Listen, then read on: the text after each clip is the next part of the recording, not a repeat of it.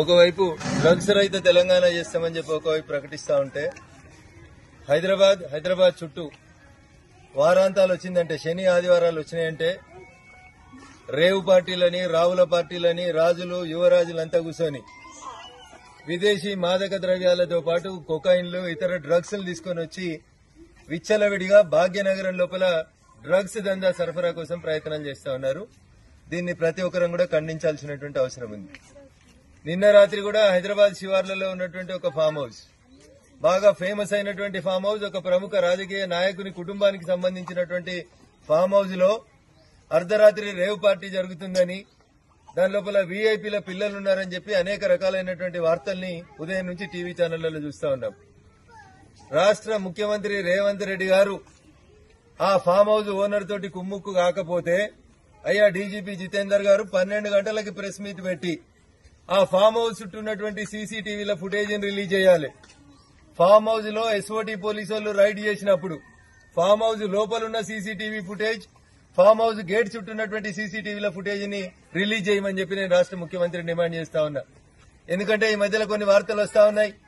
ప్రస్తుత ముఖ్యమంత్రి గారు ఆ జన్వాడ ఫామ్ హౌస్ మీద ఎట్లాంటి యాక్షన్ తీసుకుంటలేడని, రేవంత్ రెడ్డి గారు కేటీఆర్ గారు రాజీ పడ్డారని, ఇట్లాంటి కొన్ని వార్తలు టీవీలలో పేపర్లలో మేము చూస్తా ఉన్నాం. మళ్ళా మేము పేరు తీసుకుంటే మాకు నోటీసులు ఇస్తాడేమో యువరాజు. అందుకని ఆ పార్టీ రాజుదా, యువరాజుదా, రేవు పార్టీయా, రావుల పార్టీయా, డ్రగ్స్ ఉన్నాయా, ఫారిన్ లిక్కర్ ఉందా, ఇంకేమన్నా ఉందా అనే విషయం ప్రజల ముందుకి నిష్పక్షపాతంగా బయటికి రావాలంటే నా ఫస్ట్ డిమాండ్, లాస్ట్ డిమాండ్ కూడా అదే. రేవంత్ రెడ్డి గారు అయ్యా వింటున్న ఎస్పీ మిత్రులారా, మీ ముఖ్యమంత్రి గారికి చెప్పండి, డీజీపీ జితేందర్ గారికి చెప్పండి, ఫామ్ హౌస్ చుట్టూ ఉన్నటువంటి సీసీటీవీల ఫుటేజ్ ని వెంటనే రిలీజ్ చేయాలి. 12 గంటలకే ప్రెస్ మీట్ పెట్టాలి డీజీపీ. లేట్ చేస్తే మళ్ళీ ఎడిటింగ్ కార్యక్రమాలు మొదలైతాయి. అందుకని అర్ధరాత్రి దొరికినటువంటి దొంగలెవరు, డ్రగ్స్ తీసుకుంటున్న వాళ్ళెవరు, కొన్ని టీవీలలో వస్తున్నాయి. ఒక ఆయనకు డ్రగ్స్ పాజిటివ్ వచ్చిందని, ఇద్దరికి పాజిటివ్ వచ్చిందని, విదేశీ మాదక ద్రవ్యాలు ఉన్నాయని, ఇట్లా రకరకాలైనటువంటి వార్తలు వస్తా ఉన్నాయి. అనుమానాలకి తావు లేకుండా మళ్లీ చెప్తా ఉన్నా ముఖ్యమంత్రి గారు, మీరు కేటీఆర్ గారు కొల్లుడు కాకపోతే జన్వాడ ఫామ్ హౌస్ లో రాత్రి ఏం జరిగిందో తెలంగాణ సమాజం తెలుసుకోవాలనుకుంటుంది.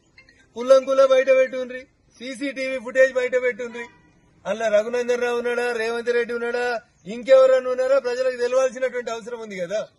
అందుకని దయచేసి రాష్ట్ర పోలీసు యంత్రాంగాన్ని, ముఖ్యంగా డీజీపీ గారిని, ఈ రాష్ట్ర ముఖ్యమంత్రి గారిని నేను చేసేటువంటి డిమాండ్, నిన్న రాత్రి రైడ్ జరిగినటువంటి జన్వాడ ఫామ్ హౌస్ చుట్టూ ఉన్నటువంటి ప్రతి సీసీటీవీ ఫుటేజ్ ని కూడా వెంటనే 12 గంటలకే డీజీపీ గారు ప్రెస్ మీట్ పెట్టి రిలీజ్ చేయాలి. ఆలస్యం చేస్తే డీజీపీ గారు మీరు అందులో ఉన్న కొంతమంది ముఖ్య నాయకులని బయటికి పంపించి తర్వాత కొంతమంది అమాయకులను అరెస్ట్ చేసినారని చెప్పి అనుకోవాల్సి వస్తుంది. కాబట్టి వెంటనే రాత్రి జరిగిన రేవు party, Ravula party, Janwada farm house party వివరాలన్నీ కూడా తెలంగాణ సమాజం ముందు ఉంచాలి.